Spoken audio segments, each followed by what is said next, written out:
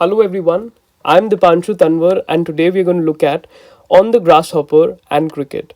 So as is clear from the screen, the poet is John Keats, and before we actually plunge into the text, we guys need to understand a little bit of the poet's background. Now just remember that the poet is a lover of nature. He's just a passionate lover of nature. He loves being in the lap of nature, and in this particular poem as well, he is describing nature, particularly the sweet and the lovely sounds of two insects. One is the grasshopper, the other is the cricket. Now, before we proceed, let us understand or let us see how a grasshopper looks like. It looks like this, and this is the cricket. And you must ask your parents also. In Hindi, uh, a grasshopper is known as a tidda, okay, and the cricket is actually a jhinga or a jhingur, okay. So you must ask your parents; they would tell you better. So let's just start without any further ado. So the poem is the poetry of earth is never dead. So let us just understand what the first line means. Now the point is, what exactly does the poet mean by the expression poetry of earth? Poetry of earth means nothing but it refers to the musical sounds in nature. Remember this. We hear lot many sounds in nature. This includes the songs of the birds, the voice of the grasshopper, the chirping sound of the cricket. Now, all these sounds create music in nature. So, what exactly do we mean by the poetry of earth? The poetry of earth refers to the various natural sounds that we hear around us, and they include the pleasant songs of the birds, the voice of the grasshopper, and the cricket's sound, the chirping sound of the cricket. Now, the other question that comes from this particular line, from this particular expression, is how would you define the word, the term poetry? And why does the poet consider the voice of these two insects to be the poetry of earth? Now, remember this, that poetry is a creative piece of art. Okay, and when we talk about a poem has a graceful, beautiful rhythm that delights the mind, okay, that rejuvenates the heart, okay, and quite similar is the sound of the grasshopper and the cricket. Remember this, that the sweet sound or the sweet songs of the grasshopper and the cricket, they also have a unique rhythm. Okay, उसमें भी एक ताल है. You understand? Poem में एक ताल होती है ना, rhythm. Got it? So the sweet songs of the grasshopper and the cricket, इसमें भी एक ताल होती है. You understand? So there's a unique rhythm to the both of them. And both poetry as well as the lovely sounds of these insects, both of them have the power to rejuvenate us. Rejuvenate us, just understand, they have the power to make us happy. Okay, they have the power to delight us, and they also have the power to inspire us. Okay, after you read a poem, you feel inspired and you feel happy, you feel elated. Similarly, when you hear the soothing voices of these two insects, the grasshopper and the cricket, you feel extremely delighted. Okay, you feel extremely happy. That is the idea. So let us move ahead. So the first question is, what does the expression poetry of earth refer to? You will mention that it refers to the musical sounds in nature. And what are the three prominent sounds that the poet talks about? The songs of the birds, the voice of the grasshopper, and the chirping sound of the cricket. Moving to the next line. So the first line was, the poetry of earth is never dead. When all the birds are faint with the hot sun and hide in cooling trees. So the next question that appears in your school exam is, how does the poet describe the summer season? So the poet describes the summer season as a very tough season, okay, because there's a blazing sun outside. So the sweltering heat of the day, sweltering heat of the day means what? बहुत गर्मी. It's a very tough season. Sweltering heat is, झुलसा देने वाली गर्मी. Got it? So sweltering heat of the day, and because of the sweltering heat of the day, what do the birds and insects do? They're almost faint and they look for nothing but a cool, shady place. They look for a cool, shady place, and they usually take shelter in the trees. So if you get this question, first question was, how, what do you mean by the expression poetry of earth? The second possible question that you're going to get in your school exam is, what do the birds do on a hot summer day? So according to the poet, the scorching heat of the sun, okay, the scorching heat of the sun, or we can say the झुलसा देने वाली गर्मी, बिल्कुल झुलसा देने वाली गर्मी. So the sweltering heat of the sun is not bearable, unbearable.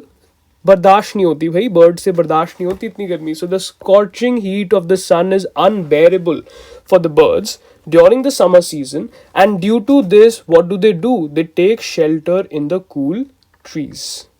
Okay, let's get back to the poem. So the first line was, the poetry of earth is never dead. Quite clear. When all the birds are faint with hot sun and hide in cooling trees. That means when it's extremely hot outside, what do the birds do? They look for a cool, shady place and they take shelter in the trees, of course. The next line is, a voice will run from hedge to hedge about the new mown mead. Now, before we start explaining this, let's just look at some of the terms that have appeared. One is the hedge. Now, what exactly do we mean by the word hedge? It means the bushes. You understand? Now, I have given two images here. One is, this is an overgrown field. बहुत ही ज़्यादा घास बढ़ गई है. कोई, they have not been, the grass has not been chopped down. But this is a freshly mowed field. Okay, this poet, the poet talks about a freshly mowed field, यानी कि घास काट दी है. Fine. So new mown mead. Mead means a meadow. Okay, and what is a meadow? Meadow is a field, bada sa field. Just remember this. So the poet doesn't talk about an overgrown field. The poet is talking about a freshly mowed field or a new mown mead. So hedge means bushes. Let's just take that. Second means a new mown mead, means a freshly mowed field. Let's get back to the poem. So the poetry of earth is never dead. When all the birds are faint with the hot sun and hide in cooling trees, a voice will run from hedge to hedge about the new mown mead. That is the grasshopper's. He takes the lead in summer luxury. Now let us look at the grasshopper. So what exactly is the poet talking about? The poet is saying that a grasshopper sings on a hot summer day. You understand? A grasshopper in the summer season, there are so many sounds of so many insects and so many birds. But what is the prominent sound that the poet is talking about? The poet is talking about the sound of the grasshopper, or we can say the grasshopper sings on a hot summer day. So it is the sound of the grasshopper. Grasshopper ki sound is the representative voice of the season. And what exactly does the grasshopper do? He sings, he hops from hedge to hedge. That means from one bush to the other. एक झाड़ी से दूसरी झाड़ी कूद रहा है, छलांग लगा रहा है. Grasshopper है भाई. Got it? Second, and when it gets tired singing, when it gets tired hopping from here to there and everywhere, it takes rest beneath the weed. Weed here means just a small plant. So you can see a resting grasshopper.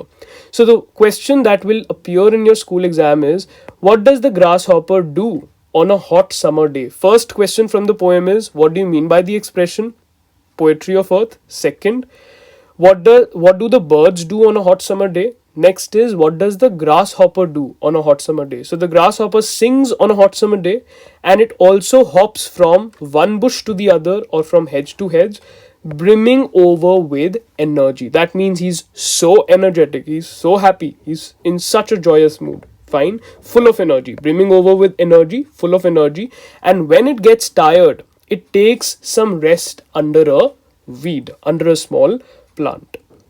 Now the other point is, let's just look at the poem first. So the poetry of earth is never dead. When all the birds are faint with the hot sun and hide in cooling trees, a voice will run from hedge to hedge about the new mown mead. So when the birds are silent, let's say, and the birds let's say, are taking shelter in the cool trees. In the summer season, what voice stands out? What is that voice? Whose voice stands out during the summer season? It is the voice of the grasshopper. And what does the grasshopper do? He runs, he jumps or hops from hedge to hedge, okay? And hedge to hedge, bushes in a new mown med. That means in a freshly mould, अभी अभी घास काटी है एक field की, fine, उसके अंदर जो बुशेस हैं, उस बुशेस में, उस घासों में कौन छलांग लगा रहा है? Grass hopper. You understand? And while hopping, he's also singing. So a voice will run. That means he's also singing. And this voice is, the poet says, the grasshopper's voice. He takes the lead in summer luxury. He has never done with his delights. Now, this is a very important line. He has never done with his delights. What does the poet mean by that? So, this question will come. Explain the line, explain the expression, he has never done with his delights. Now, in this line, the poet describes the happy, the buoyant, the very cheerful mood of the grasshopper. Cheerful means, as I've written here, happy. And according to the poet, the happiness of the grasshopper never comes to an end. Have you understood? Has never done with his delights. Delights here would mean happiness.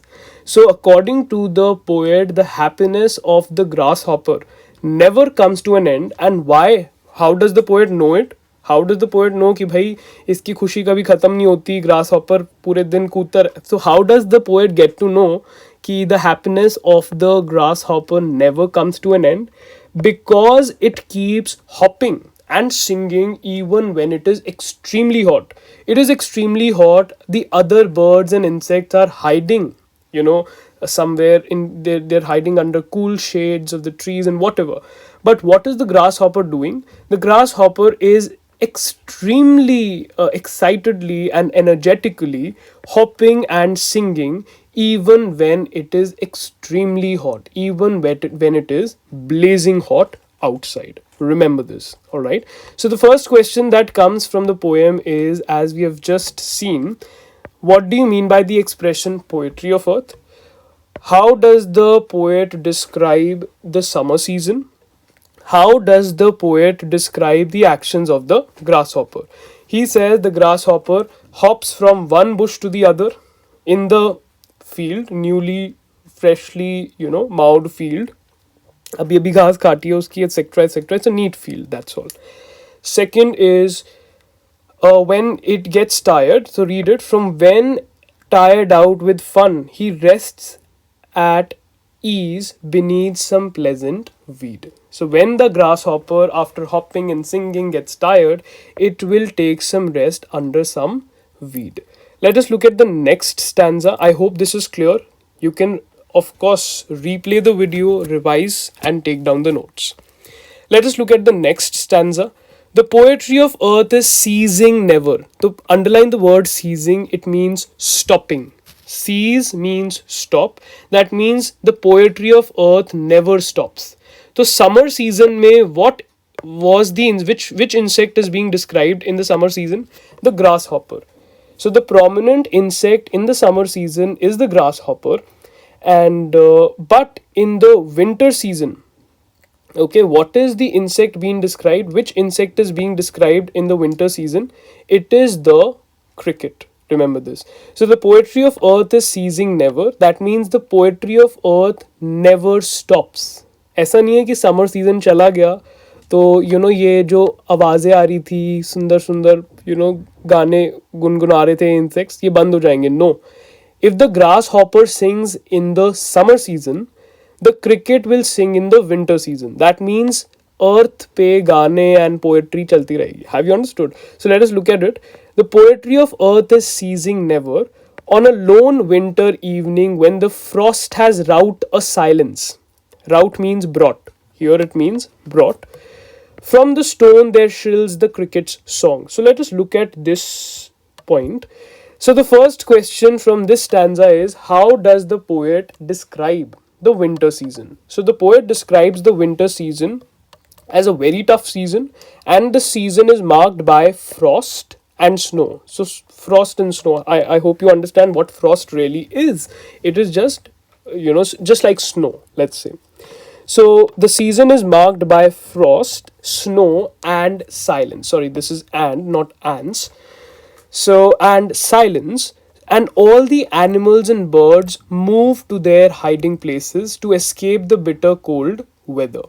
Okay, and the poet says the chirping sound of the cricket breaks this silence. So what is the poet saying? Winter season में बिल्कुल शांति होती है, कुछ ज़्यादा आवाज़ें नहीं आती, because every insect is hiding, every animal is hiding. Are you getting it? All the animals, all the birds, all the insects, most of them are hiding because they are escaping the bitter cold weather. ठंड से भी तो बचना है, तो छुप के बैठे हुए हैं हर जगह. Getting it? So winter season में हर animal, हर bird छुप के बैठा है. Fine. So that means there's a lot of silence. And what is the which prominent insect does the poet talk about? The poet now says इतनी शांति में सिर्फ एक insect की साउंड छन के आती है, अलग से सुनती है. That is the chirping sound of the cricket. झिंगों की आवाज, रात में ना झिंगों की आवाज आती है विंटर्स में. You understand? इवनिंग्स में.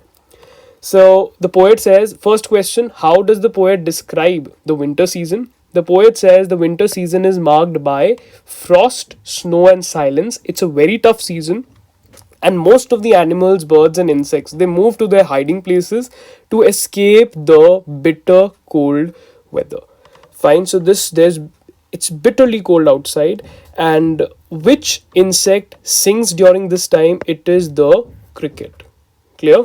Now, how does the poet describe the cricket? Let's get back to the poem first.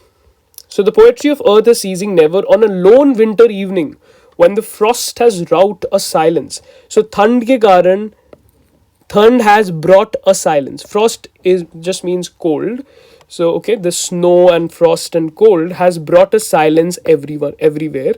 And now, what breaks this silence? The sound of the cricket. From the stone there shrills the cricket's song in warmth increasing ever. Now let's just get back to the point where we were. So the cricket. Now pay attention. This is very important. Now the cricket lives beneath rocks and stones. Fine, याद रखना. You ask your parents also. Your parents will tell you कि ये जो झींगे होते हैं ना ईंटों के नीचे and rocks के नीचे, इनके नीचे, because they love dark spaces. Stones और rocks के अंदर नीचे cricket रहते हैं. So झींगे रहते हैं. Got it? So the cricket lives beneath rocks and stones. Fine. And the cricket chirps in the winter evening. Alright? It produces these sounds prominently in the winter evening. And what kind of a sound does it make? It makes a trr वाला sound. आपने सुना भी होगा. You must be able to connect. Fine. It has a very shrill penny सी आवाज, but this voice is very pleasant, or it is just like a treat to the ear. It is like a treat to the ear. Got it? And the chirping of the cricket creates melody of nature. You understand? During the winter season. So one question that will appear is, where does the cricket live? Cricket lives beneath the rocks and stones because it likes dark spaces. Next is, what kind of sound does it create or produce? It actually produces a shrill sound, okay, which is pleasant to hear. Remember this. And the chirping of the cricket actually is considered winter's melody. So what was the representative voice of the summer season? It was the sound or the song or the voice of the grasshopper. And what is the representative voice of the winter season? It is the song or the chirping of the cricket. Next question is, in warmth increasing ever. Let's get back to the poem. It is the cricket's song in warmth increasing ever. So, I think you're able to understand from the stone there shrills the cricket's song. Stone के नीचे रहते हैं cricket. वहाँ से एक penny सी आवाज निकालते हैं. Fine. But what do you mean by this line? In warmth increasing ever. Let's take a look. So I've written something here. In warmth increasing ever means the poet is saying that the chirping sound of the cricket is extremely delightful. It is extremely pleasant to hear, the chirping sound of the cricket. And this sound has a unique charm, has a unique warmth. Okay एक अलग सी अलग सा ही मजा है sound को सुनने में. Fine, it has a unique sense of charm and warmth, and this charm, this warmth of this sound never decreases. Fine, so it's a lovely sound. Halaki it's a very penny sound, it's a very shrill sound, but it's extremely delightful. It's extremely pleasant to hear. It's extremely exhilarating. Remember this. So the sound, the warmth of this sound, okay, the warmth of this sound never decreases, and the sound of the cricket or the chirping of the cricket creates a soothing melody. Soothing means very relaxed, something that makes you feel relaxed. You understand? A very brilliant melody. Melodies समझते हो, extremely good music in the winter season, and it brings a lot of peace, oodles of peace. It brings oodles of peace to mankind. That means it brings a lot of peace, shanti, to mankind. Now look at the last couple of lines, but let me just revise a little. The poetry of earth is ceasing never. अर्थ पे ये poetry कभी ख़त्म नहीं हो सकती. अगर summer season में the grasshopper is singing, then in the winter season the cricket is singing. On a lone winter evening when the frost has wrought a silence. Now, when the cold, weather arrives, there's a lot of silence everywhere. But what is it that breaks the silence? It is the song of the cricket. And the song of the cricket has a warmth that never decreases. It has a magic that never decreases. And it seems to, one, and I'm going to read it further, and seems to one in drowsiness, half lost, the grasshoppers among some grassy hills. So, what do you mean by this line? Read it again. And seems to one in drowsiness, half lost, the grasshoppers among some grassy hills. Now, the poet says that the cricket makes this sound. The cricket chirps in the evening time, at night. You understand? So, और रात में तो लोग सोते हैं. Yes or no? रात में the cricket makes sound, and रात में people sleep. So the poet says the people who have already fallen asleep, fine, the people who are half asleep, according to him, these people are not able to distinguish between the sound of the two insects. इनको लगता है कि जो cricket की आवाज़ है वो actually किसी ग्रास हॉपर की है. They feel that the chirping of the cricket is the voice of some grasshopper only. Getting it or not? This is quite important. So let us look at the entire poem once again. The poetry of earth is never dead. Okay. When all the birds. So one question that is, explain the expression poetry of earth. How does the poet describe the summer season? How does the poet describe the actions of the grasshopper? Fine. Next is, how does the poet describe the winter season? And how does the poet describe the cricket's song? And what does the poet say about the people who are already sleeping? Okay, what do they feel? They are not able to understand that this is not the sound of the grasshopper. उनको तो grasshopper की आदत पड़ी हुई है, but वो सो रहे होते हैं तो उनका दिमाग नहीं चल रहा होता. You can understand, and they feel ये तो किसी grasshopper की आवाज़ है, cricket की नहीं है. Got it? So this is the point. Now, let us look at a general question that might appear in your exam. Now, the next question that comes is how, very important, how has nature been presented in the poem? Remember this. This is quite an important question. One thing is that nature in this particular poem, how has it been described? Nature has been described as a life affirming force. Let me just write it here. You can take notes based on this. So nature has been described as a life affirming force. What exactly do we mean by a life affirming force? It means something that uplifts you emotionally, that makes you happy, that makes you feel relaxed. So nature has been presented as a life affirming force, or we can also say nature has been presented as a fountainhead of positivity. You can say nature has been presented as a fountainhead of positivity. extremely important. Fine. And when we talk about the melody, of course, we are talking about the different melodies of nature. Okay. So we are talking about the different melodies of nature. And if we talk about the songs of different insects, we can also say that these songs are very important, or we can say the poetry of earth. Fine. Poetry of earth, again, what do you mean by the word or the expression poetry of earth?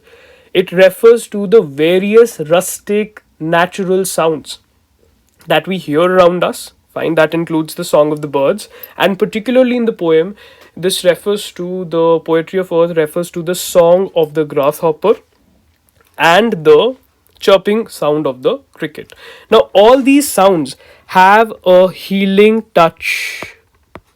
They actually have a healing touch. That means the poet is talking about the therapeutic quality of nature. What do you mean by therapeutic quality of nature? Nature works like a therapy. Okay, it can make you feel relaxed. You understand? So whether it is the sweltering heat of the day, or whether it is a very cold, dark evening, nature always appears to be or comes out as a fountainhead of positivity. Okay, it comes out as a fountainhead of positivity. It has a healing touch. Okay, the elements of nature, the various sounds that we hear in nature, they all have the power to heal us. Okay, they work like a therapeutic quality of nature and the natural sounds. So the poet indirectly is talking about the magical force of nature. Remember this. The poet is talking about the magical force of nature. Whether it is the twitter of the birds, whether it is the pleasant chirping of the cricket, whether it is the sweet song of the grasshopper, all of these natural sounds provide us oodles of peace and happiness. Remember this. So, with this, I'm going to stop here, and I hope you've understood the poem entirely. So, thanks for watching the video, and please subscribe to my channel and hit the like button if you like the video. So, thank you.